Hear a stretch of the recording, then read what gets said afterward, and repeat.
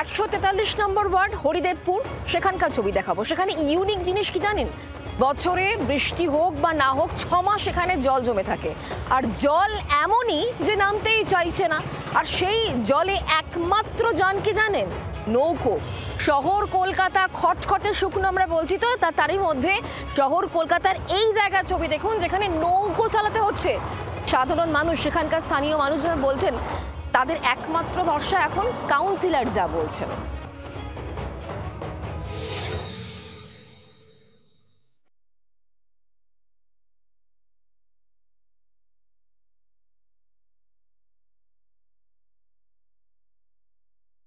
নৌকা বিলাস নয়, রাজ্যের কোনো প্রত্যন্ত এলাকাও নয়, এটা খাস কলকাতার ছবি। কলকাতা পুরসভার 143 নম্বর ওয়ার্ডে চলছে নৌকা। হরিদেবপুরে 22 বিঘা সোনার বাংলায় জমা জলই একদিন প্রতিদিন।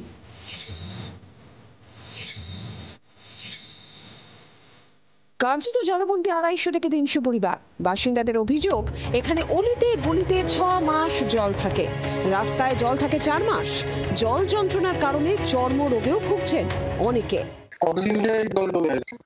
এখানে জল জমে আছে, জুন মাস থেকে জল জমে আছে, কিন্তু গলিগালায় আমরা 6 মাস জলে থাকি, 6 মাস ডাঙায় থাকি। জল পচে গিয়েছে, যোগ বিষাক্ত সাপ ঘুরছে। আতঙ্কের মধ্যে দিয়েই জীবনযাপন করছেন বাসিন্দারা। রাস্তা নেই, আলো নেই, কার্যত নেই রাজ্যে বাস করেন হরিদেবপুরের এখানকার বাসিন্দারা। কাউন্সিলরকে জানিয়েও লাভ হয়নি বলে অভিযোগ। স্থানীয় কাউন্সিলরের দাবি, নিচু জায়গা হওয়ায় বহু বছর ধরে এখানে জল জমে। পাম্প চালিয়ে জল নিকাশের চেষ্টা করা হয়েছে, কিন্তু বৃষ্টি হওয়ার জন্য পাশে চড়িয়াল খাল পুরোপুরি ভর্তি, তাই জল নামানো সম্ভব হচ্ছে না। তবে পাড়ার সমাধানে সোনার বাংলা এলাকার ড্রেনেজ এবং রাস্তার ব্যবস্থা নথিভুক্ত হয়েছে। সন্দীপ প্রামাণিকের রিপোর্ট, জি 24 ঘন্টা।